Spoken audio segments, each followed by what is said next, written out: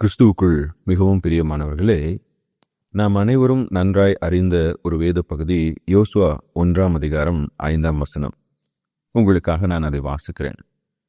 நீ உயிரோடு இருக்கும் நாளெல்லாம் ஒருவனும் உனக்கு முன்பாக எதிர்த்து நிற்பதில்லை. நான் மோசேயோடு இருந்தது போல உன்னோடும் இருப்பேன். நான் உன்னை விட்டு விலகுவதும் இல்லை, உன்னை கைவிடுவதும் இல்லை. இது தேவன் யோசுவாவுக்கு கொடுத்த ஒரு வாக்குத்தத்தம். மோசே இறந்தவுடனே தன்னுடைய எதிர்காலம் என்ன, தான் எவ்வாறு இஸ்ரவேல் மக்களை நடத்தி செல்ல முடியும், இத்தனை மக்களை தன்னால் எப்படி நடத்தி செல்ல முடியும் என்ற தயக்கத்தோடும் பயத்தோடும் யோசுவா நின்று கொண்டிருந்தார். அப்பொழுது கர்த்தர் யோசுவாவை பார்த்து, நீ பயப்படாதே, நான் உன்னுடைய கூட இருக்கிறேன், உன்னை விட்டு நான் விலகுவதும் இல்லை, உன்னை கைவிடுவதும் இல்லை என்ற ஒரு வாக்குத்தத்தம். இப்போ இந்த வாக்குத்தத்தத்தை தேவன் கொடுத்த போது, இந்த வாக்குத்தத்தத்தை சுதந்திரித்து கொள்ள யோசுவா என்ன செய்ய வேண்டும் என்ற ஒரு கட்டளையும் அவர் கொடுக்கிறார். அதுதான் 6 வசனத்திலிருந்து 9 வரை நாம் வாசிக்கின்றோம். இந்த 6-9 வசனங்களிலே இந்த கட்டளையை நாம் சுதந்திரிக்க என்ன செய்ய வேண்டுமா? 8 வசனம் கூறுகிறது, நியாயப்பிரமாண புஸ்தகம் உன் வாயை விட்டு பிரியாதிருப்பதாக. அது பரிசுத்த வேதாகமும் எப்போதும் உன் நினைவில் இருக்க வேண்டும்.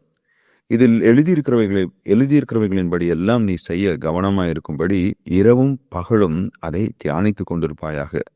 அப்பொழுது நீ உன் வழியை வாய்க்க பண்ணுவாய், அப்பொழுது புத்திமானாய் நடந்து கொள்வாய்.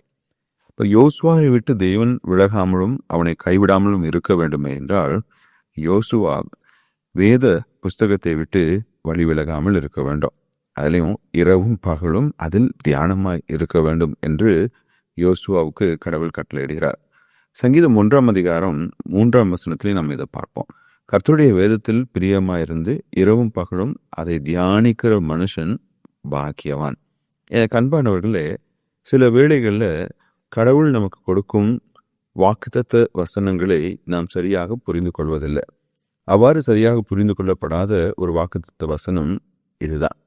இந்த வாக்குத்தத்தம், அதாவது கடவுள் நம்மை விட்டு விலகாமலும் நம்மை கைவிடாமலும் இருக்க வேண்டுமே என்றால், நாம் கடவுளுடைய வசனத்தை விட்டு விலகாமல் இரவும் பகலும் அதை தியானித்து அதன்படி வாழ்கிறவர்களாக இருக்க வேண்டும். அப்போது கர்த்தருடைய பிரசனம் நமக்கு முன்பாக செல்லும், நம்மோடு கூட இருக்கும். இன்னைக்கு அநேக கிறிஸ்தவர்கள் தன்னுடைய வாழ்க்கையின் அலுவல்கள் மத்தியிலே தேவனை தேடுவதில்லை. பரிசுத்த வேதாகமத்தை வாசிப்பதும் தியானிப்பதிலும் அதன்படி வாழ்வதிலும் அக்கறை காண்பிப்பதில்லை. எனவே பிரியமானவர்களே, இந்த காலை வேளையிலே ஒவ்வொரு நாளும் நான் கர்த்தருடைய பாதத்திலே அமர்ந்து அவருடைய வேதத்தை வாசித்து அதை தியானித்து அதன்படி வாழ்வேன் என்ற மன உறுதியோடு நாம் முன் செல்வோம். நம்மை விட்டு தேவன் ஒரு நாளும் விலகுவதில்லை. கர்த்தரின் கிருபை நம்மோடு கூட இருப்பதாக. ஆமென்.